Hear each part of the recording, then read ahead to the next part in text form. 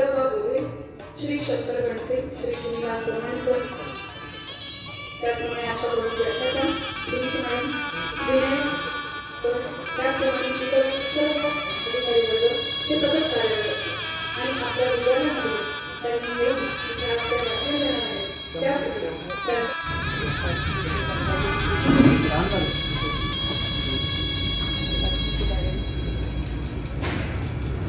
मॅडमचा पुष्पगुच्छ देऊन सत्कार होत आहे. सर्वांनी सोडणाऱ्या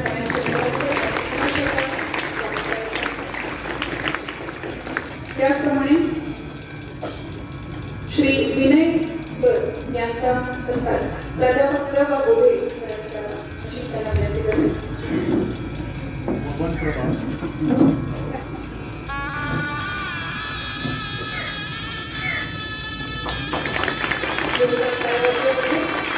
यानंतर कार्यक्रमाचे अध्यक्ष सुनील माने यांचा सत्कार शंकर गणसे यांनी करावा. महाराष्ट्र अंधश्रद्धा समिती शाखा वेळापूर यांच्या वतीने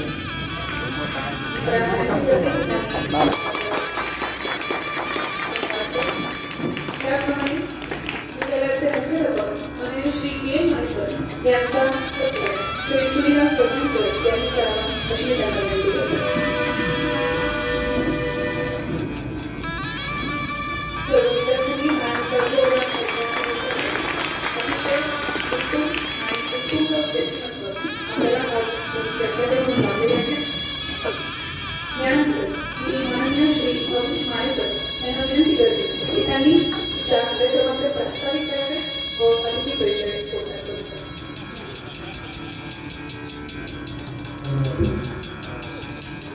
कार्यक्रमाला थोडासा उशीर झाला आहे आणि आपण सर्वांचं राष्ट्रीय ठिकाणामध्ये प्रास्ताविक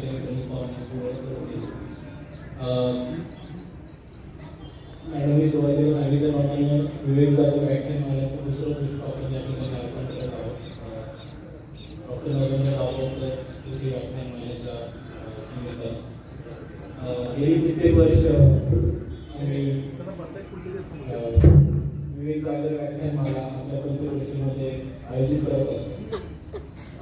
आपल्या विवेक, वैज्ञानिक दृष्टिकोन आणि समाजभान विकसित करण्याची संधी ग्रामीण भागातल्या मुलांना सुद्धा शहरातल्या मुलांच्या बरोबरीने मिळावी यासाठी आम्ही आमच्या पंचक्रोशीतील काही ज्येष्ठ आणि तरुण सहकाऱ्यांच्या मदतीनं, सहकार्यानं आणि वसंतदादा पाटील शिक्षण संस्था आणि त्या संस्थेच्या मुख्याध्यापक मुख्याध्यापक अशा व्यक्तींच्या सहकार्यानं ही व्याख्यानमाला सादर करत असतो.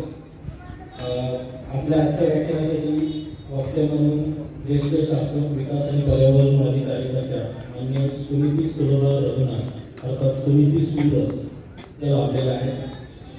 सुनीतीताईंची ओळख आपल्यापैकी बऱ्याच जणांना असेल ज्यांनी धरणग्रस्तांचे आंदोलन किंवा इतर आंदोलनांमध्ये भाग घेतला असेल किंवा त्याविषयी माहिती घेतली असेल. मीराबाई पाटकरांच्या नर्मदा बचाव आंदोलनामध्ये त्या 1991 पासून सक्रिय सहभागी आहे. सुनीतीताईंची जी जडणघडण आहे ती राष्ट्रसेवा दलाच्या विचारांमध्ये झाली. मी ताईंना सांगू इच्छितो की रहिमतपूरमध्ये सुद्धा राष्ट्रसेवा दलाचे अत्यंत उत्कृष्ट असं काम करायचं अण्णा देशपांडेच्या नेतृत्वाखाली आणि त्या संस्कारांमुळे एक पिढी घडली आणि त्या पिढीमुळे आम्ही घडलो याचा मला सार्थ अभिमान आहे. समाजातील अनेक वंचित, शोषित आणि दुर्लक्षित अशा वर्गांसाठी सुनीतीताई नेहमी आंदोलन करून त्या वर्गांच्या प्रश्नांना वाचा फोडण्याचं काम त्यांनी केलेलं आहे. त्यांना न्याय मिळवून देण्याचं काम केलेलं आहे. पुणे जिल्ह्यातल्या मावळातली कित्येक धरणे, त्याचबरोबर सातारा जिल्ह्यातलं वांग नारायणवाडी धरणग्रस्तांच्या पुनर्वसनासाठी सुद्धा त्यांनी मोठं लढा उभारला. पुण्यामध्ये लवासा प्रकरणामध्ये जे आंदोलन झालं आदिवासी लोकांना न्याय मिळवण्यासाठी, त्या आंदोलनामध्ये सुद्धा त्यांचा खूप मोठा सहभाग होता. याचबरोबर त्यांनी ग्रामोद्योग मित्रमंडळ, गाव विकास नियोजन शिबिरांच्या माध्यमातून सुद्धा सेंद्रिय शेती, स्वावलंबी आणि समताधारित समाजाच्या उभारणीसाठी सतत प्रयत्न केलेले आहेत.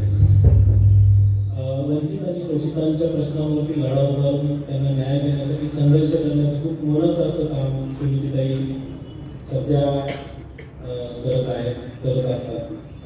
सध्याच्या पुण्याजवळील एका गावामध्ये सेंद्रिय शेती आणि निसर्गावलंबी जीवनशैलीचा अनुभव घेतला.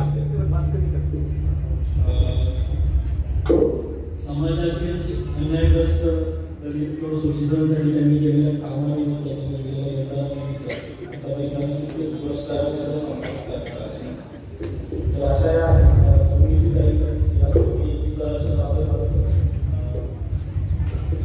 मित्रांनो, आजच्या व्याख्यानाचा विषय जो आहे तो विवेक विकास असा विषय आहे. सध्या जर आपण आपल्या आजूबाजूला निरीक्षण केलं तर आपल्या पर्यावरणाचा ऱ्हास होतो. आपले जे ऋतू आहे, उन्हाळा, हिवाळा, पावसाळा हे अधिकाधिक कठोर आणि अस्थिर होत चालले आहे. जरी तुम्हाला ग्रामीण भागामध्ये हा त्रास फारसा जाणवत असेल, शहरांमध्ये आम्हाला हा कधीकधी जाणवतो. आमचे रस्ते, आमच्या घरामध्ये पाणी, आम्ही श्वास घेत असलेली हवा, या सगळ्याचा दिवसेंदिवस त्रास होत चाललेला आहे. यामध्ये जागतिक हवामान बदलाचा वाटा आहे, पण त्याचबरोबर निसर्गामध्ये, निसर्गाच्या चक्रामध्ये जो मानवी हस्तक्षेप निर्माण झालेला आहे त्याचा खूप मोठा वाटा आहे आणि दिवसेंदिवस हा हस्तक्षेप वाढत चाललेला आहे. आता निसर्गाची हेळसांड करून केलेला जो विकास आहे तो विकास खरोखर शाश्वत आहे का? तो असा विकास मनुष्य जातीला कितपत फायदेशीर ठरेल, तो असा विकास आपल्याला कितपत फायदेशीर ठरेल, या विकासाचे दूरगामी परिणाम काय होतील, अशा अनेक प्रश्नांची उत्तरं शोधण्याचं काम किंवा या प्रश्नाची उत्तरं शोधण्यासाठी दिशा दाखवण्याचं काम कोणती आपल्याला करते अशी मला अपेक्षा आहे. म्हणून मी आपल्या सर्वांच्या साक्षीने माननीय श्री सूर यांना विनंती करतो की त्यांनी आम्हाला शाश्वत विकास किंवा विवेकी विकास या मुद्द्यावरती दिशादर्शनाचं मार्गदर्शन करावं. धन्यवाद.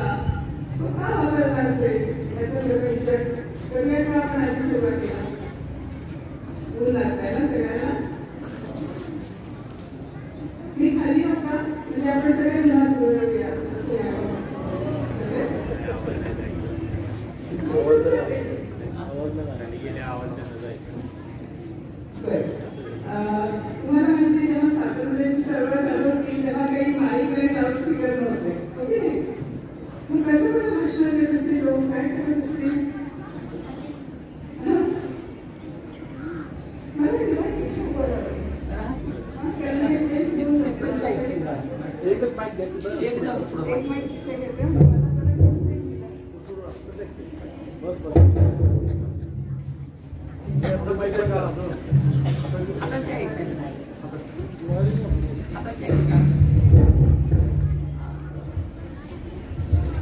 आता ठीक आहे तर जिंदाबाद सगळ्यांना आता जिंदाबाद म्हणायचं कसं म्हणायला पाहिजे हाताची नूक करायची आणि जिंदाबाद म्हणायचं पण जिंदाबादचा अर्थच माहित नसेल तर काय उपयोग आहे जिंदाबाद या शब्दामध्ये दोन शब्द येतात त्याचा पहिला शब्द काय जिंदा आणि दुसरा शब्द काय बाळ म्हणजे बाळ आभार असा दुसरा शब्द आपण सगळे जिवंत आहोत आणि असूया आणि आभार असूया म्हणजे सगळे सुशेगात सगळे आनंदात सगळे सुखात सगळे समाधानात असू द्या असं आपण एकमेकांना म्हटलं तर त्याला आपण जिंदाबाद म्हणू शकतो ना आता जिंदाबादचा अर्थ कळला मग आता जर मी तुम्हाला जिंदाबाद म्हटलं तर तुम्ही मला काय म्हणाल जिंदाबाद म्हणाल ना तर जिंदाबाद व्हेरी गुड पण तिकडून तरुण मुलांकडनं आवाज नाही आला मला या छोट्याकडे छान आला जिंदाबाद आणि आता कुणाचे स्वर नाही गेले ये नाही चलेगा भाई मुलींना पण ते स्वर म्हणायचे छान छोटी मुलं छान प्रतिसाद देतात तुम्हाला काय झालं जिंदाबाद म्हणायचं नाहीये का म्हणायचंय ना तुम्हाला म्हणायचंय मग हाताची नूक वळली पाहिजे एकजुटीचे चिन्ह आहे आपण सगळे एक आहोत ओके जिंदाबाद छान आता एक दुसरा शब्द पण वापरला तो होता जय जगत आपण जय महाराष्ट्र म्हणतो जय हिंद म्हणतो ते म्हणणारच ना आपण ओके कारण आपण महाराष्ट्र करतो हो ना त्यामुळे आपण जिथे राहतो त्या आपल्या मातृभूमीचा आपण जय जय जयकार करतो म्हणून आपण जय महाराष्ट्र म्हणतो जय हिंद म्हणतो कारण तो आपला देश आहे पण त्याच्याही पलीकडे आणखी काय आहे आपण कुठल्या जगामध्ये राहतोय पृथ्वीवर राहतो ना त्याला आपण जग असं म्हणतो ना हा आपण आपल्या देशात जेव्हा राहतो तसं आपण महाराष्ट्रात राहतो तर आपण दुसऱ्या राज्याची मांडतो का आपल्या देशात गुजरातची मांडतो मध्य प्रदेशची मांडतो असं करतो नाही ना करणार आपण सगळे खेळी वेळी एकोप्याने राहू ना बरोबर ना मग जर आपण जगाचे नागरिक आहोत नागरिक माहिती आहे सगळ्यांना छोट्याने माहिती आहे आपण भारत देशाचे नागरिक आहोत तसं आपलं जग मोठं आहे त्याच्यात भारतासारखा खूप देश आहे त्या सगळ्याचे नागरिक आहोत ना आपण मग त्या सगळ्या जगाचाही जय जयकार केला पाहिजे मग जय हिंद जय महाराष्ट्र सारखं आपण जय जगत म्हणूया सगळ्या जगाची आपली मैत्री होऊ दे सगळ्या जगाचं छान होऊ दे असं म्हणूया आपण म्हणणार मग मी म्हणेन जय जगत तर तुम्ही त्याला प्रतिसाद द्या जय जगत जय जगत त्यामुळे आता दोन्ही नारे एकत्र द्या जिंदाबाद अरे हा कुठे जिंदाबाद ये नाही चलेगा मी तुम्हाला पहिल्यांदाच म्हटलं चालेल असं नाही की मी भाषण नाही देणार त्यामुळे तुम्ही माझ्या भाषणात सहभागी झाले पाहिजे मला माईकवर इथे बोलावं लागणार आहे ते मला मान्य पण माझ्या सोबत असलं पाहिजे तुम्ही नाहीतर मी देखील काम कष्ट करायचे तुम्ही पण करायला पाहिजे जिंदाबाद सगळ्यांचा वेळ झाला तुम्ही हात मोकळे करा आमच्या मेधाबाई पाटकर नेहमी म्हणतात की आपल्याला बायकांना तर मोकळेपणाने आपण स्वयंपाकघरात मोकळेपणाने असतो आपण शाळेमध्ये असतो तुम्ही खेळता विदेश शोगाटीचा एवढा पराक्रम केला आणि तुम्ही आता हात नाही करू शकत सगळ्या मुलांचा आणि मुलींचा आणि सर बघतात हा सर जोपर्यंत हात वर होत नाही तोपर्यंत आपण जिंदाबाद करतोय बघा बाबा मग मी 2 तास भाषण करेन चालेल का तुम्हाला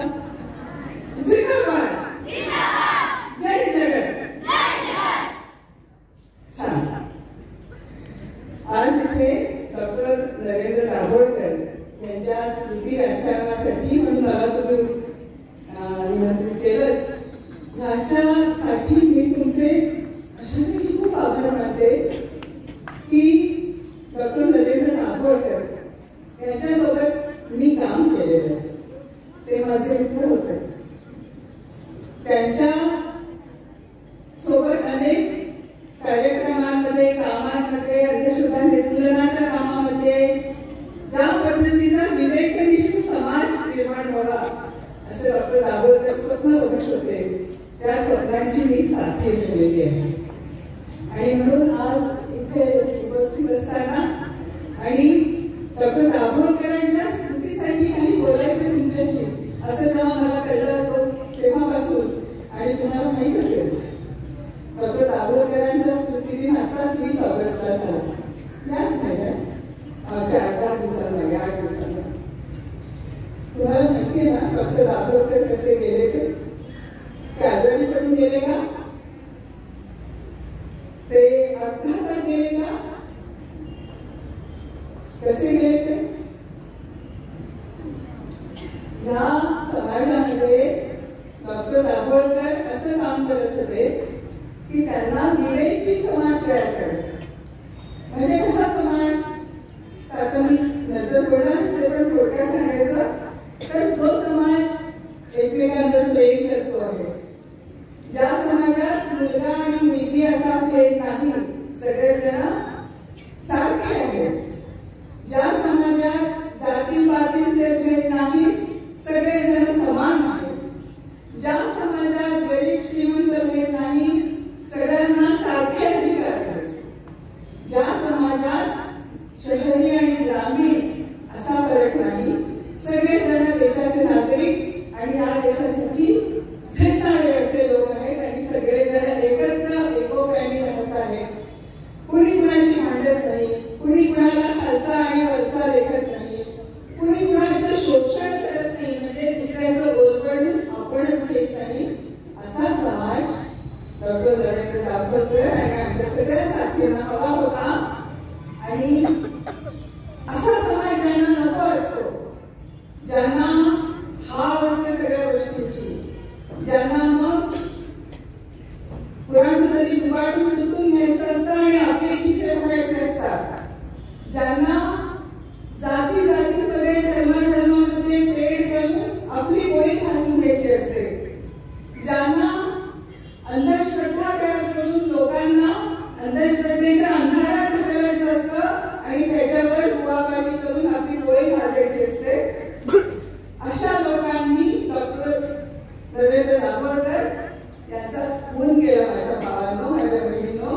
आणि आमच्यासाठी, त्यामुळे आपल्या सगळ्यांसाठी समाजातला एक असा अस्सल माणूस जो या समाजाचं सिंचन करत होता आपल्या रक्तांनी, आपल्या कामांनी, आपल्या विचारांनी, ज्याचं विचार विवेकी समाजाचं स्वप्न होतं, अशा डॉक्टर नरेंद्र दाभोळकरांना या समाजातल्या काही वाईट लोकांनी संपवून टाकलं. त्यामुळे ते आजारात गेले नाही, ते अपघातात गेले नाही, ते आठवड्याला फिरून गेले नाही, तर एखादा शूर योद्धा जसा लढवय्या असतो, रणमैदानावर लढतो, पाठ नाही करत कधी, असे ते हिमतीने मृत्यूला पण सामोरे गेले आहेत. अशा डॉक्टर नरेंद्र दाभोळकरांना माझा सलाम आहे. आपण सगळ्यांनी त्यांना सलाम केला पाहिजे, कारण या देशाचं नव्या पिढीचं सिंचन त्यांनी केलेलं आहे आणि म्हणून त्यांना सलाम करून मी माझ्या भाषणाची सुरुवात करणार आहे. आणि म्हणूनच आज इथे विषय घेताना मी आपल्या दादांना असं म्हटलं की मला विवेकी विकास असा विषय घ्यायला आवडेल. आणि म्हणून आता आपण थोडेसे मागे जाऊया सगळेजण. विकास हा शब्द तुम्ही सगळ्यांनी ऐकलेला असेल का? म्हणजे विकास नावाच्या मुलाचं नाव नाही बरं का. विकास म्हणजे काय तुम्ही मला सांगू शकाल? विकास कशाला आपण विकास म्हणतो बरं? विचार करा आणि सांगा म्हणजे तिथून आपल्याला लागेल सुद्धा. विकास आपण कशाला म्हणणार? आपण मांडणारा विकास म्हणणार का? आपण शिक्षणाला विकास म्हणणार का? आता हो असेल तर हात वर करा, कारण तुमचा आवाज मला ऐकू येणार नाही. मग मांडण म्हणजे विकास का? शिक्षण म्हणजे विकास का? हो असेल तर काय करायचं? हात वर करायचं. करणार ना?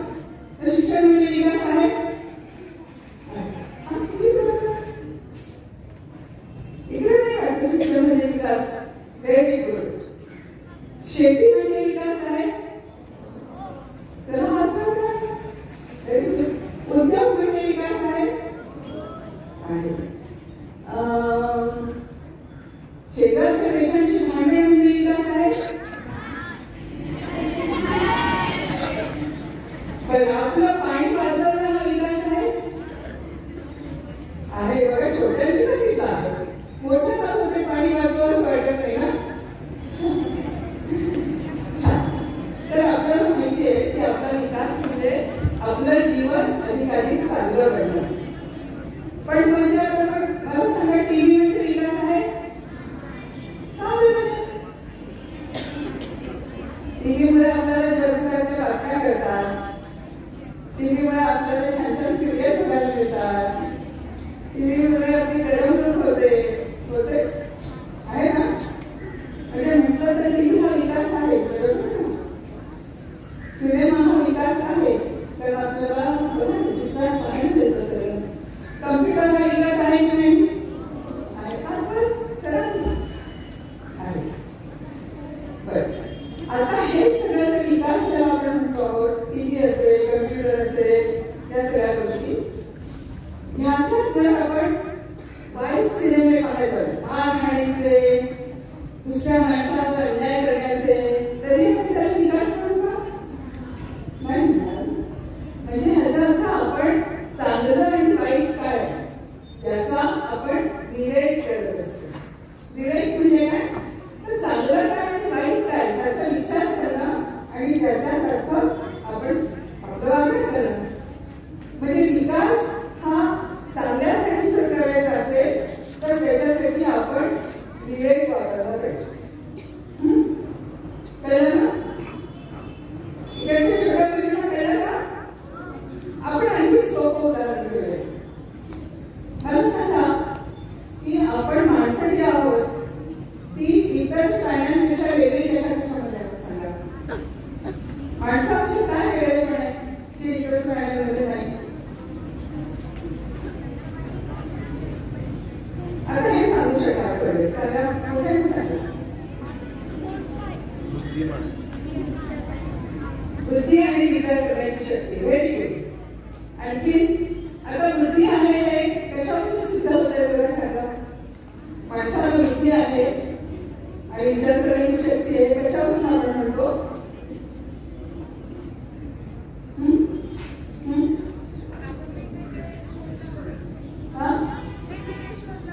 वेगवेगळे शोध. Very good. छान. काय वाटतं तुमच्याकडे? आता मी सांगितलं की त्यांना काय मिळालं का? बरं, काय शोध लावले? माणसाचा पहिला शोध काय असेल जरा आठवा? अगदी पहिला माणूस त्याच्या अंगावर कपडे होते का? तो तुम्हाला माहिती आहे ना, आपल्याला म्हणजे जो विकास माणसाने केला की आपल्याला माहिती नाही, पण माणूस प्राण्यापासून त्याला वेगळं झाला, त्याचं पहिलं चिन्ह काय होतं? काय झालं? आग. आगीचा शोध लावला माणसाने. काही तुम्ही सांगत नाही आपल्या मुलींना, कारण तिकडच्या मुली फारच शोध दिसतोय मला. बरोबर आहे, आगीचा शोध माणसाने लावला, पण त्याच्याही आधी असं काय झालं असेल की प्राण्यापेक्षा माणूस वेगळा झाला? जरा विचार करा.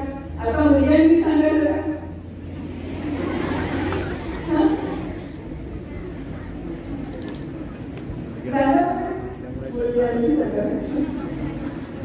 सांगा सांगा सांगा सांगा. माणूस आधी 4 पायांवर चालत असेल ना? चालत होता की नव्हता? मग तो 2 पायांवर चालायला लागला आणि 2 पायांवर चालायला लागल्यामुळे काय झालं? त्याचे 2 हात मोकळे झाले आणि हाताचा वापर करायला तो शिकला. म्हणजे जो हेतू त्याला बुद्धी जी मिळालेली होती त्याच्या विषयी काय केलं? पहिलं 2 पायांचा 4 पायांचा 2 पायांवर चालायला लागला. त्याच्यानंतर त्याच्या लक्षात आलं की आपला हा अंगठा आहे, हो की नाही?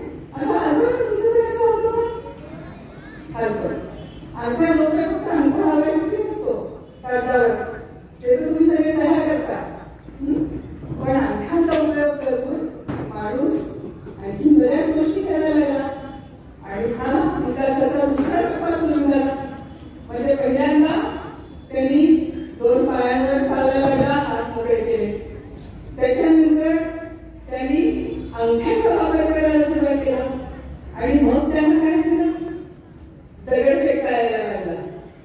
मग तोच दगड घासून घासून घासून त्याला धार करता आली. आणि माणसापेक्षा खूप प्राणी जास्त सशक्त होते, जास्त चपळ होते ना. वाघ, सिंह आणि चित्ते सगळे माणसापेक्षा वेगाने खाऊ शकत होते की नाही, बरोबर आहे ना. पण हा माणूस काय करायला लागला, शिकार करायला लागला, बरोबर ना. आपलं पोट करण्यासाठी अडुकुची काल दगडांनी, मग त्याचे भाले झाले, मग त्याचे तिरकमटे झाले, आणि माणूस हाताने अंगठ्याचा वापर करून, पोटांचा वापर करून त्यांनी शस्त्र तयार केली. पण ती शस्त्र म्हणजे तेव्हा काही अशी होतं ना की त्याला जगायसाठी, स्वतः जिवंत राहण्यासाठी, या सगळ्या प्राण्यांपासून सुरक्षिततेसाठी सुद्धा त्याला गरज होती ना ती. त्यामुळे माणूस अशा पद्धतीने स्वतःला वाचवायला शिकला.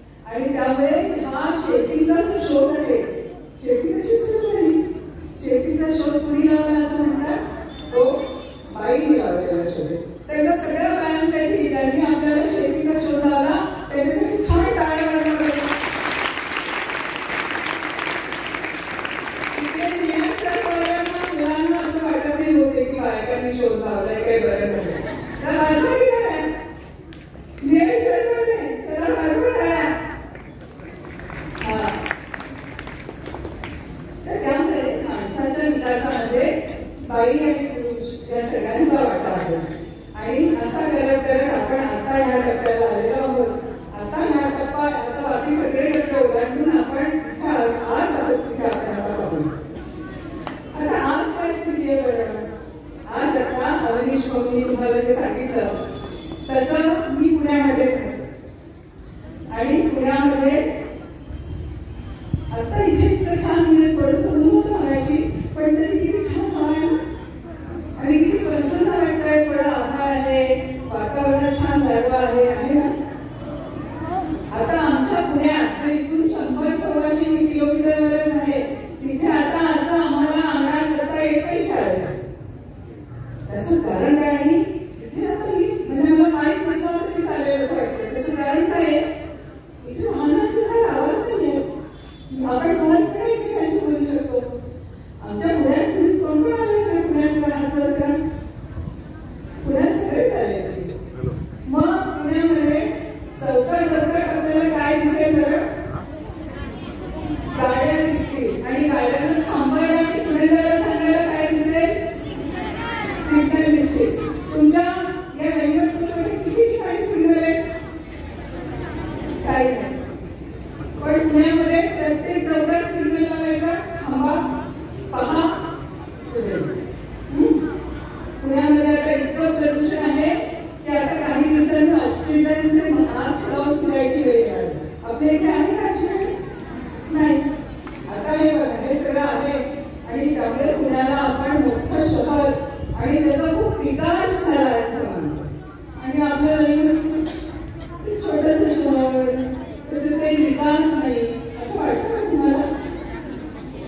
काय दहीपतपूरचा विकास नाही झालेला आणि पुण्याचा विकास झालाय असं कुणाला वाटतं? तरी जर हात वर करा.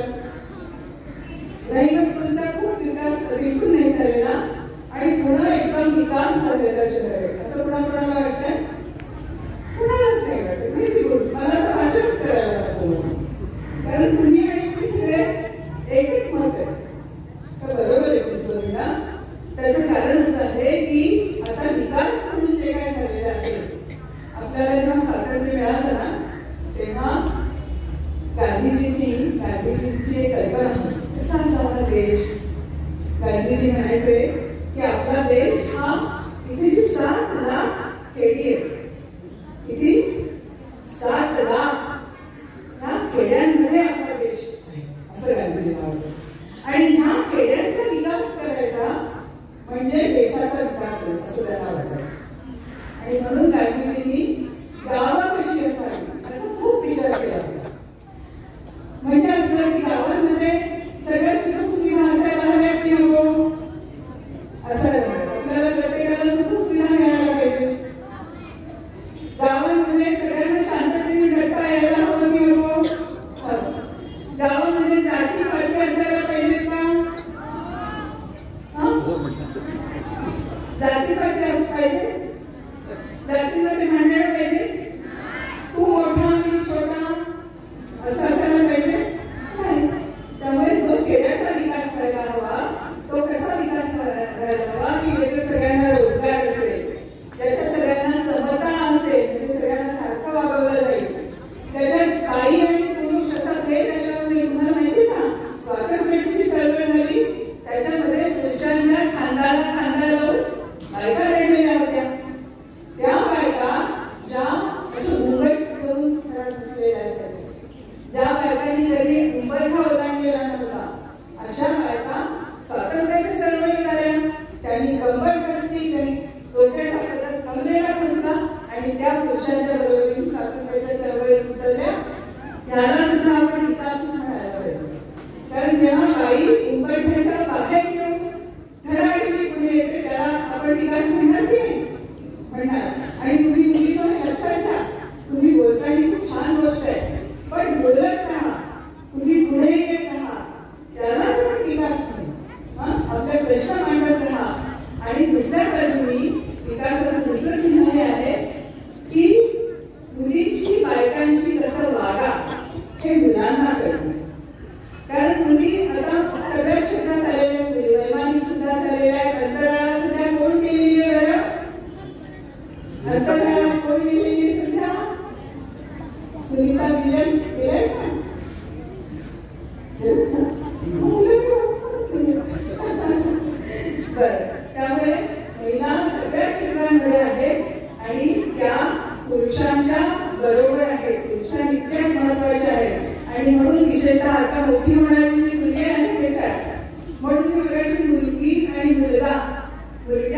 असा शब्द वापरला, त्याचं कारण मला फक्त सगळ्यांसाठी नव्हतं म्हणायचं, तुम्ही मुलगेच आहात त्यांच्यासाठी मला म्हणायचं होतं की तुमची घरात आई असेल, तुमची घरात बहीण असेल, तुमची घरात तुमची शाळेतली किंवा कॉलेजमधली मैत्रीण असेल, तुमची सहकारी असेल, त्या सगळ्यांशी तुम्ही कसं वागायला पाहिजे. एक महत्वाचा शब्द आहे त्याच्यासाठी, समतेने वागायला. कसं वागायला पाहिजे, कसं वागायला पाहिजे मुलींशी, समतेने वागायला पाहिजे. आणि आपण नरेंद्र दाभोळकरांचं जर नाव घेत असू, आपण जर या शाळेत शिकत असू, तर आपली जबाबदारी आहे की आपण समतेने वागलं पाहिजे आणि त्याला आपण विकास. दुसरी गोष्ट अशी आहे की आता खरोखर आपण म्हणतो की जातीपातीचं काही राहिलं नाही आता, असं म्हणतात आजकाल लोक. पण तरी सुद्धा कुठल्या व्यवसायात कोण आहे आणि कुठल्या व्यवसायात कोण आहे हे जरा बघा. म्हणजे मी ज्या संघटनेचं काम करते त्या संघटनेचं एक काम सफाई कामगारांना आहे. सफाई कामगार म्हणजे आपण साध्या भाषेत त्यांना मुलगी काम करणारे लोक. किंवा आमच्या पुण्यामध्ये स्वच्छ नावाची संघटना आहे जी सगळ्या शहराचा कचरा वेचण्याचं काम करते आणि त्या सगळ्या महिला आहेत. आता खरं म्हणजे शहर स्वच्छ ठेवण्यासाठी त्या महिला काम करतात. म्हणजे डॉक्टर तरी आजार झाल्यानंतर बरा करतात किंवा त्याच्यासाठी काम करतात, ह्या ज्या महिला आहेत ह्या आजारात होऊ नये म्हणून काम करतात. मग मला सांगा, डॉक्टरचं काम महत्वाचं आहे की स्वच्छता कर्मचाऱ्याचं काम मोठं आहे? अर्थात स्वच्छता कर्मचाऱ्याचं. पण आपण त्यांना काय म्हणतो, आपण त्यांना म्हणतो तुझ्या केलेले करतो, आपण नाही करत, तुम्ही नाही करणार, मला करते. पण तो काय भूमी काम करणार होतो. आता तुमच्या इथे मला माहित नाही कचरा वेचायची काय व्यवस्था आहे, पण आमच्या पुण्याची कचऱ्याची गाडी निघाली ना की आम्ही टाकायला लावतो. पण त्याच कचऱ्यामध्ये लोक काम करत असतात, त्यांच्या मुलांची शिक्षणाची सोय नसते, त्यांच्या मुलांना कुठली विकासाची संधी नसते. आणि आपल्यासारखे ते शाळांमध्ये जाऊ शकतील असं नाही. आम्ही मुंबईमध्ये ठाण्यामध्ये ज्या अंगी वस्तीत काम करतो तिथे तर मुलगा ग्रॅज्युएट झालेला असला तरी घर टिकवण्यासाठी भंग्याच्या मुलाला भंग्याचंच काम करायला लागतं. असं व्हावं असं तुम्हाला वाटतं का? सगळ्यांना सन्मानाचा रोजगार मिळाला पाहिजे की नाही? जो काही रोजगार असेल तो सन्मानजनक असला पाहिजे. म्हणजे आपल्याकडे इतक्या गोष्टी झालेल्या आहेत, एसी मध्ये बसून लोक काम करत असतात. पण आणि आम्ही लोक असे आहोत की आम्ही नेहमी असं म्हणतो की जो रोजगार असेल माणसाच्या हाताचं काम काढून घेऊन नका, माणसाच्या हाताला काम मिळावं असं आम्ही म्हणणारे लोक. पण जेव्हा गटारीमध्ये उतरून माणसांना महिला आणि सगळ्यातून लाभ करून सगळं दाबून तिथून आज मान काढायला लागते गटारीमध्ये. तुम्ही कधीतरी पहा, एक कचरा कोंडी या नावाची अद्भुत पेटी आम्ही केलेली फिल्म आहे. तुम्ही हलून जा कशा पद्धतीने काम हे लोक करतात आणि त्यांना आपण तुच्छ लेखतो. सानेगुरुजींनी काय सांगितलं, कुणाला तुच्छ लेखावे जगाला प्रेम अर्थ. तर हे तुच्छ न लेखता त्या माणसाला आपल्या सोबत घेणं ह्याला आपण विकास म्हणू, समतेने वागवणं ह्याला आपण विकास म्हणू. मी सांगत असं होते की आम्ही अशी मागणी करत असतो की ह्या कामासाठी यंत्र लावले पाहिजे, हे काम माणसाला नाही करू देतात. पण ते सरकार करत नाही. सरकार त्या माणसाला मरू देत उद्भरून, पण सरकार त्यांची दखल घेत नाही. आणि म्हणून आपल्याला सरकारला पण सांगायला पाहिजे की जो रोजगार असेल तिथे गांधीजी खूप छान व्याख्या केली होती. कसा असायला पाहिजे रोजगार, तर जो माणसाच्या हाताचं काम नाही काढून घेणार, माणसाचं काम सोपं करेल असा रोजगार पाहिजे. हा विकास असा. त्यामुळे आपण हे सगळं आता जे तुम्ही ऐकताय ना, हे विकास कशाला म्हणायचं ते तुम्ही समजून घेत आहात असं मी मानतो. तुमच्या लक्षात येते नाही की विकास कशाला म्हणायचं, की जेव्हा हाताचं काम दुसरं यंत्र काढून मिळणार नाही पण हाताचं काम सोपं करेल त्याला आपण विकास. असं खूप संदर्भ आपल्याला बघता येईल. आणि हे होऊ नये ती माणसं तशीच खिचवट पडावी बाईला. तसंच आता मला सांगा, इतक्या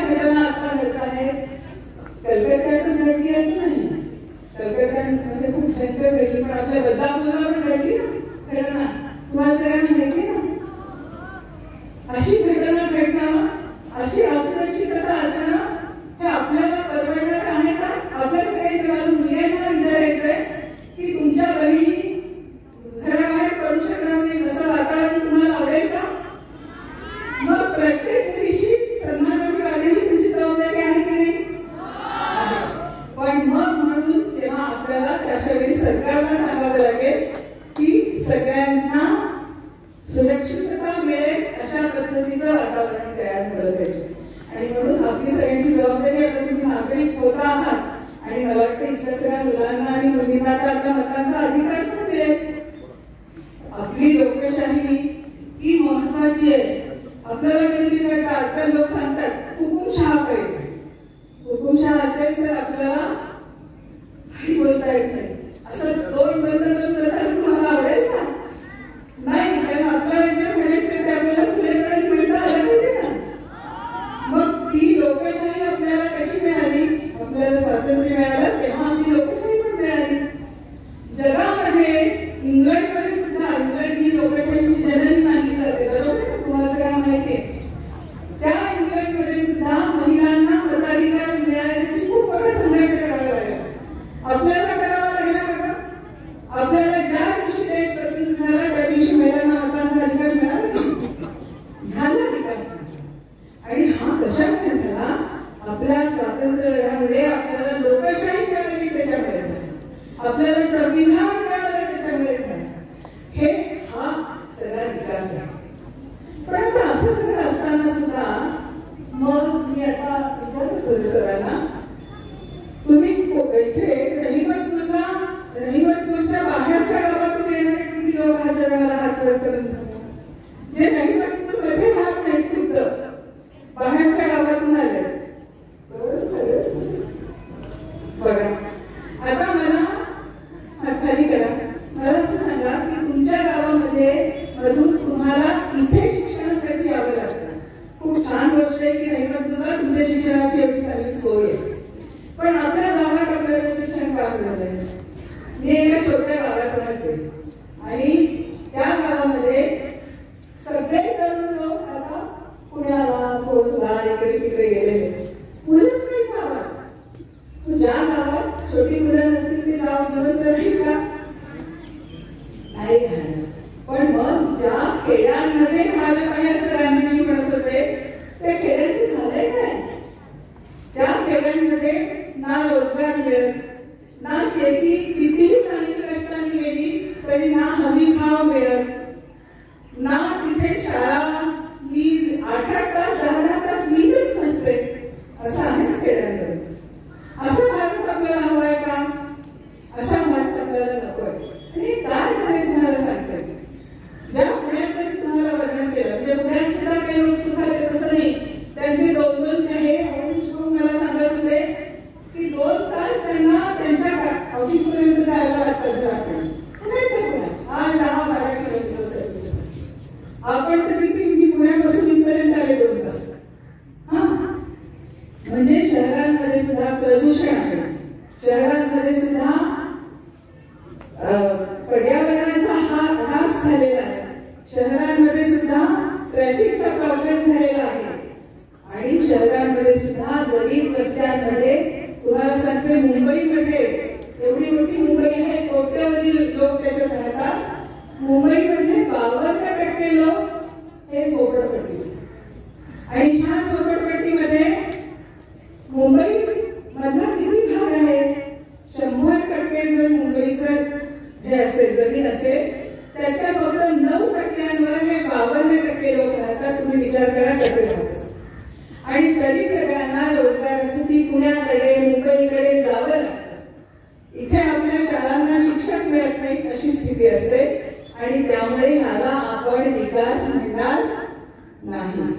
आपण जिथे आहोत तिथे आपल्याला चांगलं जगता यावं, ह्याला विकास म्हणायला पाहिजे.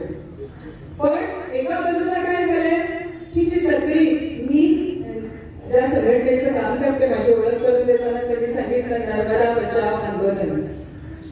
धरण बांधलं जातं, 250 गावं आमच्या धरणामध्ये बुडली.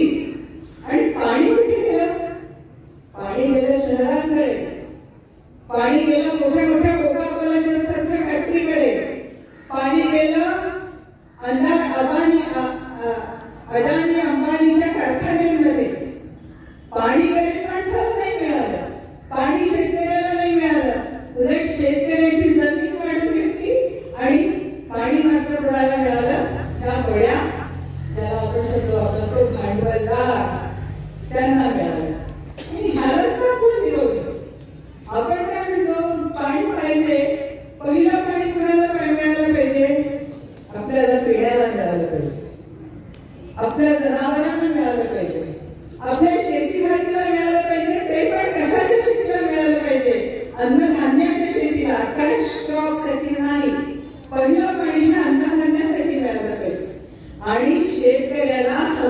हमीभाव मिळाला पाहिजे, तरच तर सगळे. आता ह्या पावसाळ्यात आता आम्ही चर्चा करत होतो, तर हा पावसाळ्यात पाऊस चांगला झालेला आहे. पण ज्यावेळी पाऊस नीट पडत नाही किंवा खूप जास्त पडतो त्यावेळी आपलं शेत पिकत नाही. अशा वेळी शेतकऱ्यांनी वरून जायचं का? शेतकऱ्याला वाऱ्यावर सोडलं तर देशाचा विकास होणार नाहीये. आणि त्यामुळे शेतकऱ्याला हमी भाव, शेतकऱ्याला पिकाचं संरक्षण हे मिळणं, ह्याला आपण विकास. पण हे आताची सरकार करत नाहीये. आणि म्हणून आपल्याला हे मागावं लागतं की खरा विकास म्हणजे काय, खरं पाणी कुणाला मिळालं पाहिजे. पाणी हे तर तुम्हाला सांगते, तुम्हाला सगळ्यांना माहित असेल की आपलं जेवढी जग आहे, पृथ्वी आहे, त्याच्यावर किती टक्के हा पाण्याने भरलेला आहे आणि किती टक्के जमीन आहे तुम्हाला माहित असेल. किती टक्के पाणी आहे? 71% एवढं पाणी आहे आणि 25-30% जमीन आहे. आता ते जे पाणी आहे त्या पाण्यामधलं सुद्धा 97% हे पाणी कुठे माहितीये? ते आहे समुद्रात. फक्त 2% पाणी आहे ते आहे आपल्यासाठी, म्हणजे गोड पाणी ज्याला आपण म्हणतो. पण त्यातलं सुद्धा जवळजवळ सगळं पाणी हे हिमनगाच्या स्वरूपात साठवलेलं आहे. आणि आपल्यासाठी म्हणजे सगळ्या जगातल्या सगळ्या प्राणीमात्रांसाठी, पिण्यासाठी आणि वापरासाठी किती पाणी उपलब्ध मिळते जगातल्या सगळ्या पाण्याच्या? माहिती तुम्हाला? 0.01% एवढंच पाणी आपल्याला उपलब्ध आहे. आणि ह्या पाण्याचा आपण काय करतो? मी आता तुमच्या गावात आम्ही प्रवेश केला आणि भाऊने मला असं सांगितलं की ही आमची कमंडली नदी आहे. त्याच्या आधी मला असं वाटलं की हा नाला आहे की काय,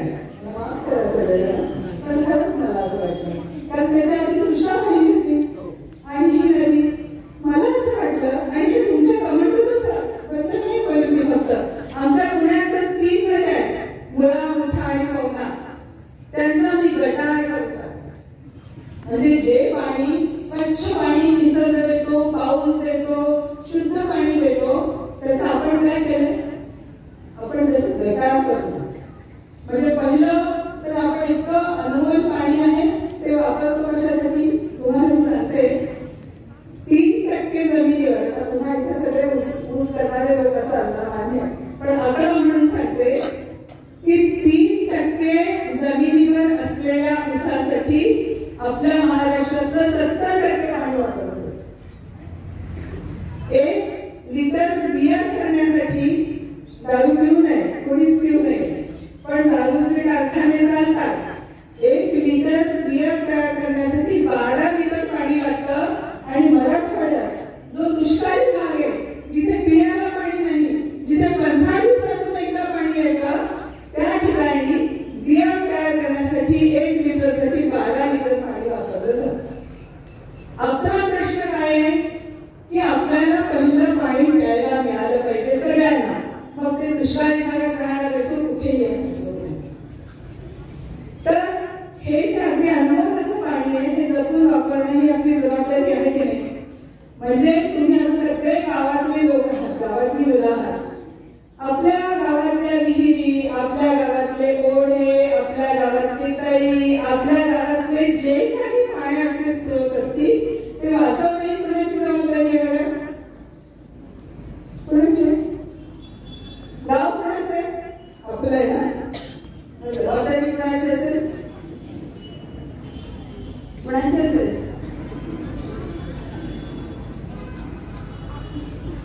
बोला बोला, आपली असेल. हे लक्षात घ्या. तुम्ही सगळे आता नागरिक होणारे लोक आहात आणि तुम्ही हे लक्षात घ्या की आपल्या गावाचा विकास आपल्याला करायचा आहे. आपल्या देशाच्या लोकशाहीने इतकं सुंदर एक मॉडेल दिलेलं आहे आपल्याला. आपल्या गावांमध्ये ग्रामपंचायती, आपल्या गावांमध्ये ग्रामसभा आहे, बरोबर आहे ना? ग्रामसभा कुणाकुणाच्या गावांमध्ये होतात जरा हात वर करा. निदान 15 ऑगस्ट 26 जानेवारीला ग्रामसभा होतात, त्या गावांच्या लोकांनी हात वर करा. आता तुम्ही मुलांनी तुमच्या घरच्या लोकांना, तुमच्या गावातल्या मोठ्या लोकांना हे सांगितलं पाहिजे की ग्रामसभा झालीच पाहिजे. गावाचे निर्णय गावात आपण केले पाहिजे. आपल्या देशातल्या ज्या लोकांनी संविधान बनवलं, म्हणजे गांधीजींनी जेव्हा सांगितलं की 7 लाख खेड्यांमध्ये फरक आहे, डॉक्टर बाबासाहेब आंबेडकर, पंडित जवाहरलाल नेहरू या सगळ्या लोकांनी संविधान तयार केलं आणि त्याच्यात त्यांनी सांगितलं की देशाचा विकास हा गावांमध्ये होईल. आणि आम्ही तर आंदोलनामध्ये काय देतो, लोकसभाची उंची ग्रामसभा, कारण गावाचा निर्णय गावात झाला पाहिजे. त्यामुळे विकास जर करायचा असेल आपल्या गावाचा, तर आपल्या गावाच्या जंगलाचं काय करायचं, आपल्या गावातल्या जमिनीचं काय करायचं, आपल्या गावातल्या पाण्याचं काय करायचं, आपल्या गावातले जर डोंगर पोखरले जात असतील तर त्या पोखरून द्यायचे की नाही, हे सगळं ठरवण्याचा हक्क संविधानाने आपल्याला दिले आहे. आणि हे लक्षात घ्या की आपल्या देशाचा विकास म्हणजे पहिला आपल्या गावाचा विकास. आपल्या गावामध्ये जी काही संसाधन आहेत त्याच्यावर पहिला हक्क कुणाचा असेल तर तो आपल्या गावाचा.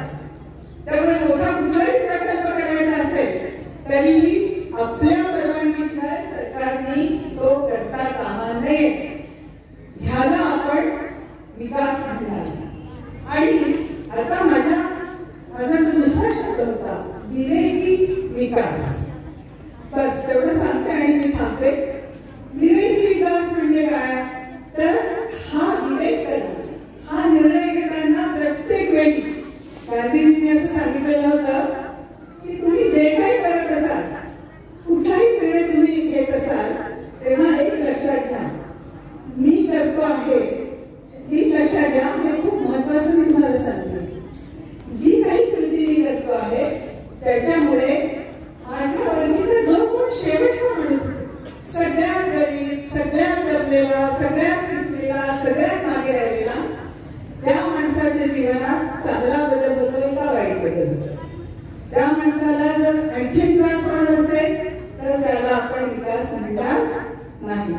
आपल्या कुठल्याही कृतीने जर शेवटच्या माणसाचं भलं होणार असेल तरच आपण त्याला विवेकी विकास असं म्हणू. आता ह्याच्यानंतर तुम्ही जिथे असाल तिथे तुम्ही हा मंत्र लक्षात ठेवा की आपली कुठली गोष्ट, अगदी तुम्ही शाळेत काही करणार असाल, एखादी गोष्ट तुम्ही करणार असाल तर माझ्या मैत्रिणीला, माझ्या मित्राला त्रास होतोय तर चांगलं वाटतं, ह्याच्यावर विकास करायचा. आणि म्हणून पहिलं गांधीजींनी सांगितलं होतं की आपल्या कुठल्याही कृतीमुळे शेवटच्या माणसाचं जीवन चांगलं होणार की वाईट ह्याच्यावर ठरवा की तो करायचं का नाही. जर त्याचं जीवन चांगलं होणार असेल आपण ती गोष्ट जरूर करावी. हे पहिलं द्यायचं. दुसरं त्यांनी एक मंत्र सांगितला होता, तो असा आहे की जी सगळी आपली पृथ्वी आहे ना, मी तुम्हाला सांगितलं केवढं पाणी आहे पण त्याच्या आपल्या वाटचं किती छोटस आहे. तर त्यांनी असं सांगितलं की ही जी पृथ्वी आहे हिच्यामध्ये सगळे माणसांनी, फक्त माणसं नाही, पृथ्वीवरची जी जीवसृष्टी आहे. जीवसृष्टी म्हणजे काय, माणसं तर आहेतच, आणखी कोण कोण असतं जीवसृष्टी, प्राणी, आणखी कोण असतं वनस्पती. Very good. म्हणजे अगदी किडामुंगीपासून तर प्राणी, वनस्पती यांच्यापर्यंत सगळ्यांची भूक भागवण्याची क्षमता ह्या पृथ्वीमध्ये आहे.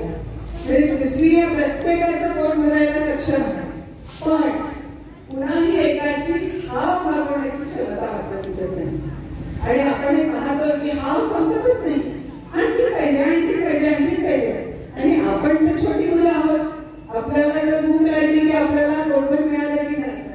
पण काही लोक असं असतात की ज्यांची भूकच कधी भागत नाही, मग ते जंगलं ओरडतात, डोंगर ओरडतात, खनिज संपत्ती ओरडतात आणि स्वतःची मोठी धन करतात. आणि मग ते आपल्या मुलांच्या लग्नामध्ये हजारो कोटी रुपये उधळतात आणि ती लग्न आपली वर्ष चालू राहतात. असे काही लोक आहेत. आता आपले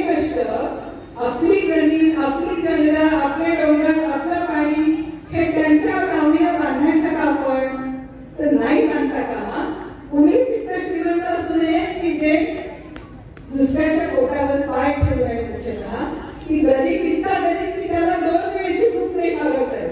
मी आता फोटो पाहिला आणि तो सध्या सोशल मीडियावर फिरतोय की गावातनं शाळेपर्यंत जायला रस्ता नाही आणि दुसरीकडे रोज मेगा हायवे, मोठे मोठे पूल, मोठे मोठे मुले पडतात ते सोडा.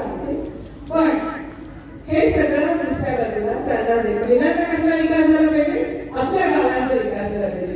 तिथे रस्ते आले पाहिजेत, तिथे बस आली पाहिजे, तिथे सगळं सार्वजनिक वाहनं आली पाहिजे, तिथे आवश्यक तेवढी वीज आली पाहिजे. आपल्या गावात वीज नाही आणि तिथे चमचम चमचम दिवे, हे चालणार नाही. हे सांगणं म्हणजे विवेकी विकासाची कास धरणं. आणि तिसरं 2 सांगितलं, एक तर शेवटच्या माणसाचा विकास, दुसरं मी सांगितलं की कुणाचीही भूक भागवण्याची क्षमता आहे पण कुणाची पण हाव भागवण्याची क्षमता नाही.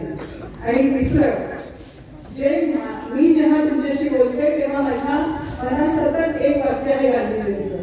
ते असं आहे की जी पृथ्वी आहे ना आपली, ज्याला सुरुवातीला आपण जय जगत असं म्हणतो, ती पृथ्वी ही आपली मालकीची नाही. ती पृथ्वी संपवून टाकण्याचा आपल्याला अधिकार नाही. ती पृथ्वी, तुम्हाला ही कल्पना असेल, मला वाटतं मोठ्या मुलांना जसं काय माहित असेल की ग्लोबल वॉर्मिंग किंवा ज्याला आपण म्हणतो क्लायमेट चेंज, ते असं चालू आहे की ज्याच्यामुळे पाऊस कधीही सांगता येत नाही, कितीही सांगता येत नाही, कसाही सांगता येत नाही. ज्या मराठवाड्यात काही कारण नाही तिथे एवढी दुष्काळी, पण नंतर आता गारांचाच पाऊस पडतो आणि अतिवृष्टी होते, कधी ढगफुटी होते. अशा अनेक गोष्टी होत आहेत. त्याचं सगळ्यात महत्वाचं कारण आता आहे ते क्लायमेट चेंज, म्हणजे जगाचा हवामान बदलत आहे. आणि वाईट गोष्ट ही आहे की जगाचा हवामान अशा तऱ्हेने बदलण्यासाठी सुद्धा आपण माणसंच जबाबदार. त्या सगळ्या उत्तर आणि दक्षिण ध्रुवावरचा बर्फ वितळण्याला कारणीभूत आपला विकास आहे की ज्याच्यामुळे आपण कार्बन उत्सर्जन जास्त करत असतो. आणि हा कार्बन तुम्हाला छोट्यांना थोडंसं अवघड पडेल पण या मोठ्या मुलांसाठी अगदी थोडक्यात मी सांगते की कार्बन उत्सर्जन झाल्यामुळे हे कशामुळे होत आहे? आपण जंगलं कापली, आपण ज्या तऱ्हेचा औद्योगिक विकास केला त्याच्यामुळे हवेमध्ये कार्बनचं प्रमाण वाढत आहे आणि सगळ्या वातावरणात बदल होत आहे. आणि पुढच्या 100 वर्ष सुद्धा ही पृथ्वी टिकेल की नाही अशी शक्यता निर्माण झाली आहे. आता हे तर इतकं मोठं आहे सगळं, जे आपण तर खूप थोडे आहोत, खूप छोटे आहोत. माणूस छोटा आहे का? आपण हे बदलू नाही शकणार. आता हे होणार, हे विशेषतः ग्रामीण भागात राहणाऱ्या मुला मुलींनी लक्षात ठेवा की क्लायमेट चेंजचे परिणाम आपल्याला भोगावे लागणार. पण मग त्यावेळी आपण माणूस म्हणून, माणसाचा समाज म्हणून टिकून कसं राहायचं हे मात्र आपल्या हातात आहे. आणि म्हणूनच आपण जर असा विकास करत राहिलो की शहरांमध्ये सगळं एकवटलेलं, शहरांमध्ये सगळा पैसा, शहरांमध्ये एसी, शहरांमध्ये मोठ्या इमारती, सगळं, मला सांगा शहरांमध्ये मोठ्या इमारती ज्या होतात त्याच्यासाठी लागणारं लाकूड कुठून येतं? आपल्या जंगलांमधून येतं ना. त्याच्यामध्ये लागणारं जे सिमेंट आणि माती आणि रागारडा आणि जे काय लागतं ते कुठून येतं? आपले डोंगर फोडून होतं ना. आणि डोंगरचे सगळे फोडून माती साताऱ्याला येताना माझ्या नेहमी लक्षात येतं की सगळीकडचे डोंगर पूर्ण फोडले गेलेले आहेत. मग पाऊस येईल का रे माझ्या राज्याला? हा विचार आपल्याला विवेकाने करावा लागणार आहे. आता तुम्ही एकटे आहात, आता तुम्ही लहानही आहात, पण जेव्हा नागरिक बनाल तेव्हा 2 गोष्टींचं लक्षात ठेवा. मी जेव्हा जिंदाबाद म्हणताना आपण मूठ वळूया असं म्हणतो. मूठ वळायची कुणाला मांडण्यासाठी नाही ना. आपण गांधीजींना मांडणारे लोक, आपण आंबेडकरांना मांडणारे लोक. आपण मूठ वळायची की आपण एकजुटीसाठी वळायची. आम्ही सगळे आंदोलनामध्ये पुन्हा कधी जर तुमच्याकडे येण्याची मला संधी मिळाली तर आमच्या आंदोलनाच्या गोष्टी तुम्हाला सांगेन. पण ही मूठ एकत्र करायची आणि सगळ्यांनी मिळून सांगायचं की आम्हाला असा विकास पाहिजे, तसा विकास नको, हे सांगण्यासाठी आपण एकजूट केली पाहिजे. तर गांधीजींचं जे शेवटचं वचन मी तुम्हाला सांगत होते ते असं होतं की ही पृथ्वी आहे, ज्याचं आता मी वर्णन केलं जे काय होत आहे,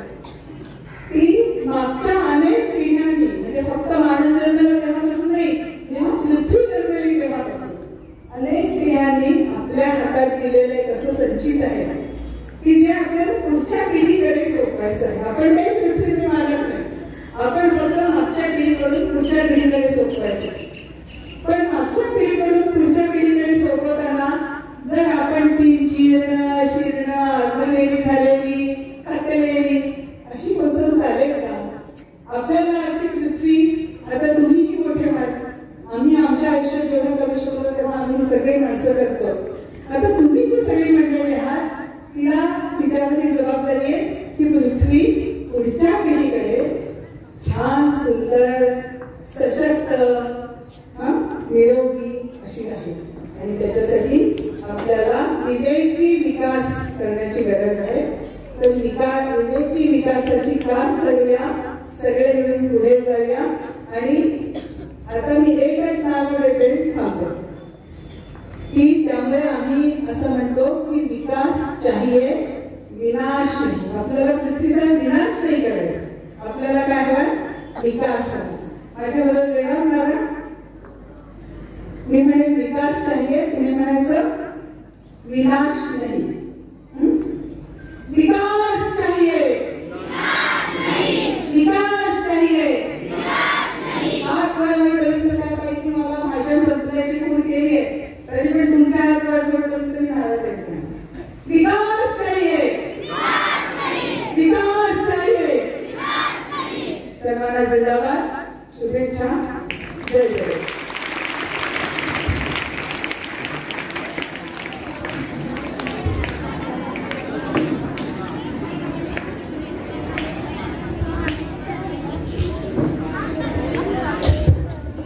धन्यवाद सुनीताई.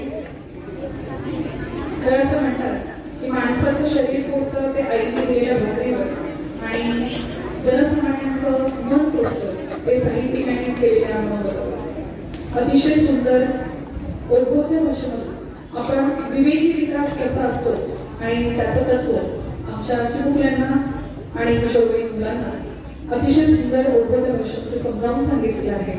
त्याबद्दल पुनश्च एकदा आपण जोरदार ताईंचं ठाण्याच्या गजरामध्ये अभिनंदन करूया.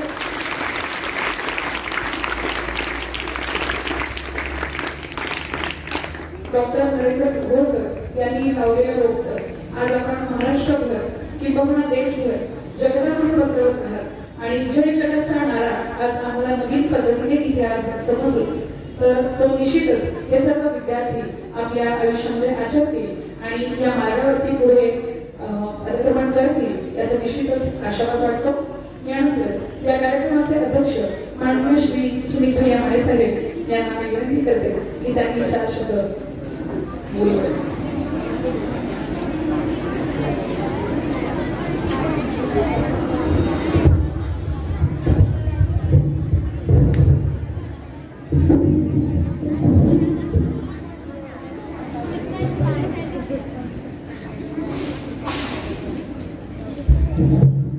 डॉक्टर नरेंद्र दाभोळकर मध्येच निमित्त ज्यांच्या वक्त्या होत्या त्या आदरणीय सुनीती, त्यांचे सर्व आधीचे कार्यकर्ते, मी प्रथमतः आपल्या सर्वांच्या वतीने डॉक्टर नरेंद्र दाभोळकर यांच्या स्तुतीचं अभिवादन करतो. डॉक्टर नरेंद्र दाभोळकर काम खूप मोठं होतं. या राज्यामध्ये, या देशामध्ये दलित पीडित समाज पिचित त्या अंधश्रद्धेच्या नावाखाली त्या ठिकाणी समाजाचे जे शोषण चालू होतं ते शोषण बंद करण्यासाठी अंधश्रद्धा निर्मूलन कायदा या देशामध्ये, या राज्यामध्ये शासनाला करणं भाग पाडलं. माणूस करतो पण माणसाचा विचार जिवंत असतो. गांधीजींचा खून झाला परंतु या देशामधला गांधीजींचा विचार आजपर्यंत जे कुणी नष्ट करू शकले नाही. त्याच पद्धतीनं ज्या सनातनी, त्या मनोविचाराने डॉक्टर दाभोळकरांचा खून केला परंतु दाभोळकरांचे विचार ते समाजात कधी काढू शकत नाही. आपण जर बघितलं तर या समाजामध्ये अनेक माणसांनी काम केले. आता सुनीताताई सांगत होत्या त्या व्यासपीठावरची बसलेली मंडळी दोन शतक बघितले, मागचं शतक आणि चालू शतक. काय मी लहान होतो ते मेत्रस नावाची माणसं असायची. ते महिलेचं म्हणजे विशिष्ट घरी संडास होते आणि ते महिला घ्यायचे त्या जोडीत लावून ते डोक्यावर उचलत होते. ही समाजाची व्यवस्था बघितली आहे. लाल समिती महाराष्ट्रामध्ये काम करते. त्या समाजासाठी लाल समितीच्या काही शिफारशी त्या ठिकाणी स्वीकारणं काही स्वीकार नाही. परंतु ताईंनी खूप चांगला विषय मांडला, जो शाश्वत विकास आणि विवेक विकास. ताई मला यायला वेळ झाला. अवनीतचा फोन आला की या कार्यक्रमाला मी काही चर्चा करतो. काही लोक मुंबईत घेऊन आले. आज रहमतपूरची आणि तुमच्याविषयी चर्चा चालू होती. रहमतपूरची लोकसंख्या 25,000 आहे आणि रहमतपूरमध्ये कचरा किती होतो माहिती आहे? किती होता कचरा? 3 टन. किती? त्यापैकी प्लास्टिकचा डिस्पोजल होत नाही तो कचरा 1 टन आहे. किती? 1 टन. गावामध्ये आमचे सफाई कामगार किती आहेत? 15. त्यांचे हात किती? 30 हात. आणि 25,000 लोकांचे हात किती? 50,000 हातांनी घाण करायचं आणि 30 माणसांच्या 30 हातांनी जर तो स्वच्छ केलं तर आपला स्वच्छ भारत कसा होऊ शकतो? होऊ शकतो का? म्हणजे स्वच्छ भारतचं काही आम्हाला बक्षीस मिळालं आणि काही शहरांना व्हिजिट नाही केलं आम्ही. एवढी मोठी समस्या आहे घनकचऱ्याची की बेंगलोरला गेलो. बेंगलोरला रोडचा कचरा किती असेल कोण सांगू शकते? रहमतपूरमध्ये 20,000 लोकसंख्येला 25,000 लोकसंख्येला 3 टन. तर बेंगलोरमध्ये लोकसंख्या किती आहे? किती कचरा असू शकतो? कोण सांगेल? कोण सांगू शकते? ज्याला आम्ही विजिट बेंगलोरला गेलो, कचऱ्याचं घनव्यवस्थापन बघायला गेलो तर 400 टन कचरा आमचा आहे. किती? 400 टन. एक दिवस कचरा काढला नाही तर कचऱ्याचे डोंगर उभे राहतील. काय राहतील? म्हणजे या पृथ्वीचा विकास झाला पाहिजे, माणसाचा विकास झाला पाहिजे, पण विकास हा शाश्वत असला पाहिजे. आपण पर्यावरण परिसर अभ्यास पर्यावरण शिकतोय. किती मुलं हातवर करा की वाढदिवसात झाड लावतात सांगा? किती मुलं वाढदिवसात स्वतःची झाड लावतात? झाड पर्यावरण झाड वृक्ष कोण लावतं? एका मुलाचा वाढदिवस 5-5 केक कापतात. तर आपण आपल्या पुण्यजन असतील, पूर्वज असतील, त्यांची पुण्यतिथी असेल, जयंती असेल, त्याला आपण झाड लावू शकतो नाही? का लावलं नाही? मी मध्ये काही नीती आयोगाची कमिटी होती. जगातले खूप सर्व जगातले शास्त्रज्ञ, तज्ञ, शैक्षणिक तज्ञ होते, आर्थिक तज्ञ होते, बँकिंग होते, पर्यावरणचे. तिच्या सगळ्यांची व्याख्यान ऐकली 2 दिवस. 5 हॉटेल म्हणजे ज्या हॉटेलचं तुमचं भाडं 25,000 आहे त्या हॉटेलमध्ये काय होते आणि मी सगळ्यात चर्चा ऐकली की आपण एवढा अन्याय करतोय पण निसर्ग अन्याय सहन करत नाही. विज्ञानाने किती प्रगती केली तर विज्ञान निसर्गावर मात करू शकत. एका दिवसात सुमाने आलं आणि सगळं घेऊन गेलं. आपल्या भारतामध्ये 3 ऋतू आहेत. बाकीच्या जगामध्ये त्या देशामध्ये 3 ऋतू नाही. हिवाळा, उन्हाळा, पावसाळा. त्या तज्ञांचं मत असं आहे की आपण एवढा पृथ्वीवर अन्याय करतोय की भविष्यामध्ये भारतामध्ये नैऋत्य मान्सूनचं पावसाचं प्रमाण कमी होईल आणि त्या ठिकाणी पाणी करून माणसं होतील. ही समस्या आहे. खरं आहे. आपण आपल्या पुढच्या पिढीला जमीन देतो, पैसा देतो, संपत्ती देतो, त्याचबरोबर आपण विचार केले पाहिजे, विवेक विचार केले पाहिजे की या ठिकाणी अवलंबून प्रत्येक शाळेमध्ये आपण शिकतोय, पर्यावरण शिकतोय. आता ताईंचं खूप काम चांगलं आहे, आम्ही तुमची सगळी मंडळी चांगलं काम करतात. नरेंद्र दाभोळकरांचं काम या महाराष्ट्रामध्ये खऱ्या अर्थानं खूप मोठं होतं. काही विशिष्ट समाज त्यांची जोखड त्या ठिकाणी राहिली पाहिजे, त्यासाठी दाभोळकरांचा त्या ठिकाणी विचाराचा खून करण्याचं काम केलं. परंतु मी मगाशी सांगितलं की माणूस संपतो, विचार संपत नाही. ताईमध्ये मी त्या रहिमतपूरमध्ये शैक्षणिक काम करतोय, राजकीय काम करतोय, सामाजिक काम करतोय. आमच्या रहिमतपूरमधल्या एका मुलानं परवा, आपण राष्ट्रसेवा दलाचं नाव घेतोय, अण्णा देशपांडेंचे विचार सांगतोय, परंतु त्या ठिकाणी एका मुलानं नथुराम गोडसेच्या जयंतीला आंदोलन केलं आणि त्या फेसबुकच्या पोस्टवर मला 2 दिवस बेचैन झालं, झोप लागली. मी त्या मुलाला 2 दिवसांनी बोलवलं. अरे नथुराम गोडसेला तू आंदोलन केलं? मला हो, काय चुकलं?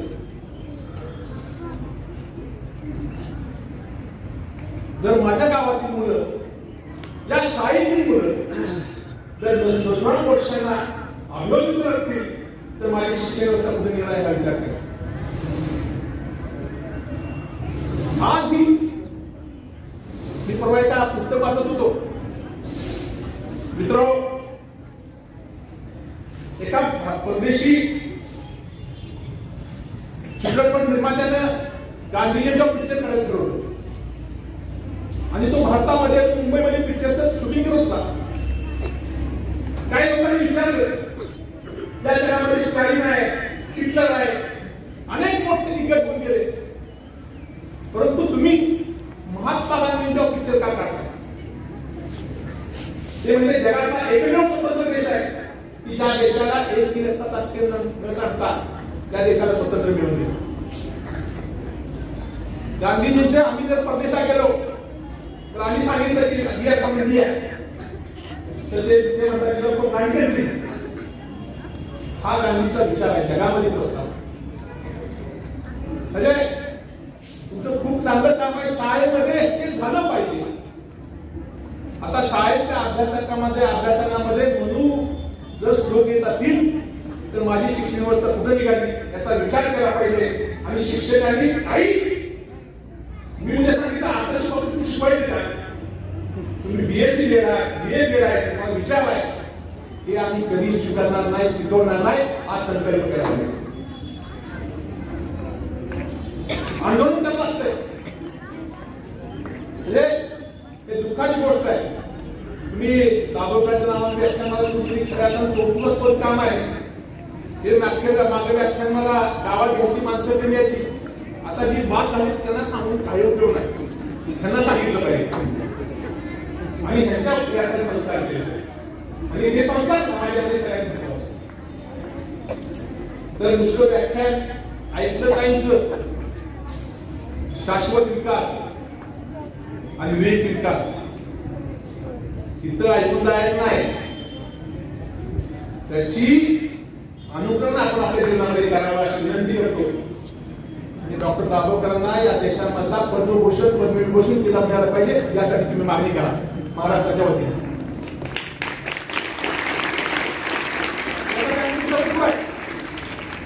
दाभोळकर व्यक्तीने होती, दाभोळकरांचा विचार होता या महाराष्ट्रामध्ये शोषित समाज, पीडित समाज, आर्थिक निराश असतो. आमच्या आम्ही कुठल्या समाजावर टीका करत नाही ताई, पण आमच्यामध्ये काही वस्तीमधली माणसं आहेत, घरामध्ये काही नसतं, या आपला आली की आमच्या अध्यक्ष पगार नाही, 10,000 ₹20,000 द्या का मोपाळ टाकतात.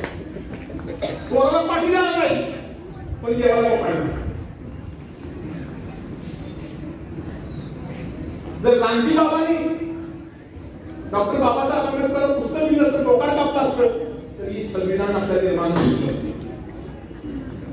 आता डॉक्टर बाबासाहेब आंबेडकर पुस्तक वाचतोय, त्याचे अनेक पुस्तक आहेत. 18 तास या जगामध्ये एकमेव देश आहे.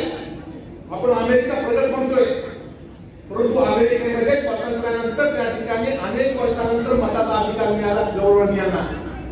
कृष्णवर्ती यांना. परंतु हा देशामध्ये 1952 साली पहिले इलेक्शन झालं, त्यामध्ये सर्व भारतीयांना 21 वर्षाच्या मताचा अधिकार मिळाला.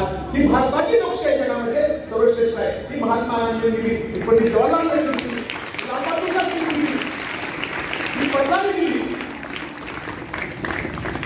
एक काल घटना घडली, 47 वेगाचं वार आलं आणि 47 वेगाच्या वाराने त्या ठिकाणी आमचा शिवांचा पुतळा रचित केला. ज्यांनी दर्यावर राज्य केलं, ज्यांनी डोंगरदऱ्यामध्ये स्वतःचं अस्तित्व निर्माण केलं, त्या छत्रपतींना 47 शहर पडलं असं वाटतंय तुम्हाला? या देशामध्ये स्वतंत्र काळामध्ये अनेक राज्य होती. आदिलशाहीचं सरकार होते त्याला आदिलशाही म्हणायचे, निजामाचं सरकार होतं निजामशाही म्हणायचे, औरंगजेबाचं सरकार होतं औरंगजेबशाही म्हणायचे. पण या देशाचं एकमेव सरकार होतं की त्याला स्वराज्य म्हणून नाव दिलं, त्याला भोसलेशाही म्हणत नाही, ते छत्रपती शिवाजी महाराजांची माहिती. राजकारणामध्ये आम्ही पण आता कसाच वगैरे समोर वाटते. मला एकदा मध्ये म्हणून घेतलं आमच्या काही नेत्यांनी, आमच्या राष्ट्रवादीचे दोन शिफ्ट झाली, एक गट बघत. तर मला आमचे नेते म्हणजे तू आला पाहिजे आमच्याकडे का एवढं थांबतो. ते म्हणजे आता रेल्वेचा विकास कसा करणार, आमचं सरकार आहे तो आमच्यावर आले पैसे देणार नाही, मग तो आमच्यावर आला पाहिजे. म्हणजे विकासाचं तुम्ही केलाय का? म्हणजे आम्ही विकासाकडे गेलो. पण म्हणून विकास करणारे ब्रिटिश आमच्यापेक्षा खूप चांगले होते, मग त्यांचं राज्य का आपण हवं याचं उत्तर द्या. ते तर पैसे खात होते, त्यांचा फुल पडलाय का? यशवंतराव चव्हाणांनी त्या ठिकाणी गेट ऑफ इंडिया जो पुतळा उभा केला, संयुक्त महाराष्ट्राच्या चळवळीमध्ये पहिला प्रताप बरोबर या राज्याचा पहिला पुतळा उभा राहिला, तो पुतळा हल्ला नाही. आताचे पुतळे असा हलतात ते आपण पुढे निघालो त्याचा विचार केला पाहिजे. आणि शाश्वत विकास आणि विवेक विकास हा फार महत्वाचा विषय आपण बोलला. आपल्या सगळ्या आमच्या कार्यकर्त्यांचं या ठिकाणी मनापासून स्वागत करतो. भावनेच्या ओघात जर जास्त बोललो तर क्षमा मागतो. आणि मला या कार्यक्रमाचा आदेश होण्याची संधी मिळाली. मग अशी ताईंनी सांगितलं की मी काल मुंबई पुण्यात निघालो, दिल्लीत निघालो आणि दिल्लीत तर पुण्याला 1 तास 45 मिनिटात आलो. किती 1 तास 45 मिनिटात. आणि एअरपोर्टहून कात्रज यायला मला 3.5 तास आले. किती म्हणजे दिल्ली लांब तर कात्रज लांब.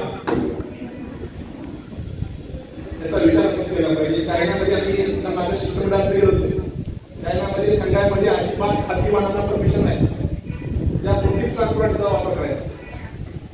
या सगळ्या गोष्टी जर आपण केल्या तर फिरायला आपण भावी पिढीला एक शाश्वत विकास देऊ शकतो, विवेक विकास देऊ शकतो. आणि प्रत्येक मुलांना असं कळलं पाहिजे की त्याला चॉकलेट खायचं, चॉकलेट खायचं थंड टाकून टाकायचं. आपल्या विचार करा, इथं डस्टबिन असते तिथं टाका. मी सकाळी बघतो शाळेच्या म्हणजे 1 वाजता शाळा असते तर कचऱ्याचा ढीग लागतो. पोरांचे पालकांचे पैसे नाही पण कुठलं चॉकलेट खायचं काय केलं चॉकलेट खावणं असं म्हणणं नाही, परंतु त्यापासून थकवा नाही झाला पाहिजे. की आपण विचार केला पाहिजे या बिलकुल आपण किती अन्याय करतो, तो अन्याय सहन करणार आहे का? गुन्हा तर सहन करणं शोषित करापासून पशुवृत्ती आहे, पृथ्वी काय पशु नाही की तिचं उत्तर दिली. धन्यवाद.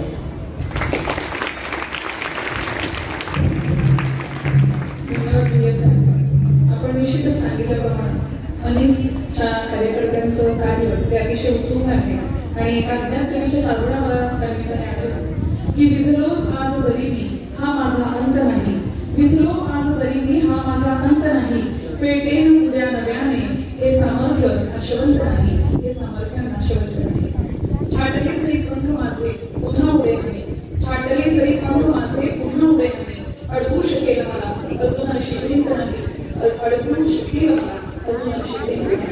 निश्चितच अनिशचे सर्व कार्यकर्ते सुनील यांनी अतिशय मोलाचं कार्य केलेलं आहे आणि असंच कार्य इथून पुढे देखील त्यांच्या आयुष्यामध्ये करतील आणि अशाच नव्या वाटा या चिमुकल्यांना दाखवत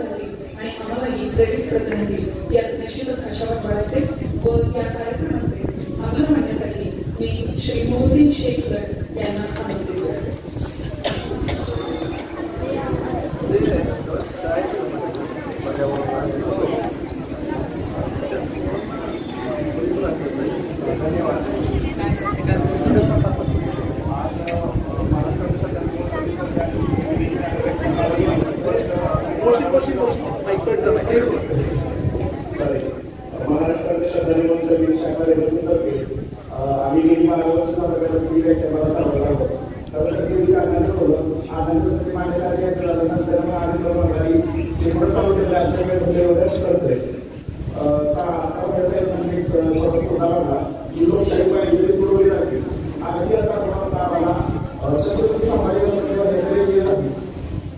तर तिथं एक मॉडेल क्लिनिक झालं होतं.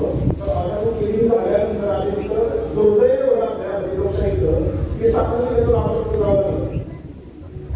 जाऊन आम्ही तिथं होता तर तो पुढं हा पर्टिक्युलर पक्षाचा सर्टिफिकेट होता आणि म्हणून त्याच्यावर तक्रार सुद्धा दाखल झाली हे दुर्दैव आहे. आणि त्याचं म्हणताना आम्ही खरंच आहे लोकशाही पाहिजे आहे.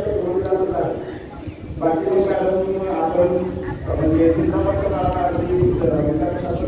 आपण केला आमच्या या लहानशा मुलांना आपण अगदी आपल्या सोप्या आमच्या मुलांना समजून सांगितला आणि आपण इथं आमच्या विनंती मांडून आला म्हणून मी आमच्या सर्वांतर्फे आणि आमच्या शाळेत आपलं आभार मानतो. त्याचप्रमाणे आम्हाला या कार्यक्रमासाठी आहे जसे संस्थेचे आता शाळेचे नियम आहे सर म्हणजे कधीही फोन केला शंभर करताना तेजस कार्यकर्त्यांना नियम आहे सर त्यांनी आम्हाला शाळेवर दिली त्यांचाही मी आभार मानतो. त्याचप्रमाणे आम्हाला सर्व महाराष्ट्र स्कीम असतो आणि आमचे भारतीय शिक्षक आणि आमचे मान्य माझ्या या ठिकाणी उपस्थित आहेत त्यांचाही आभार मानतो आणि आजचं हे दुसरं पुष्प या धन्यवाद.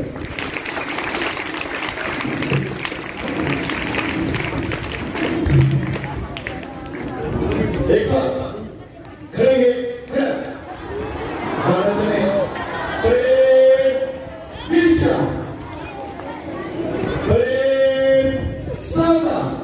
एक साथ मेहमान के लिए सामने सलाम देगा. सामने सलामी सामने सलामी एक साथ वंदे मातरम शुरू कर.